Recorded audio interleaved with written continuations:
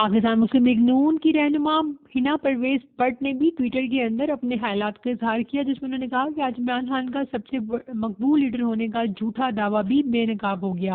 4 Saddam احتجاج کرنے کے بجائے الٹا لوگ خوشیاں منا رہے ہیں۔ عمران سے اظہار ہمدردی کے لیے چند 100 افراد بھی باہر نہیں نکلے۔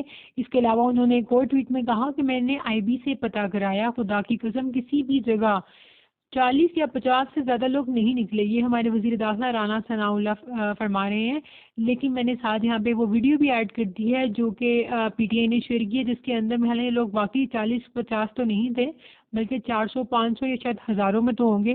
تو یہ کاؤنٹنگ جو ہے نا، یہ میرا خیال ہے کہ آپ ہنا پرویز ضرور کیجیے۔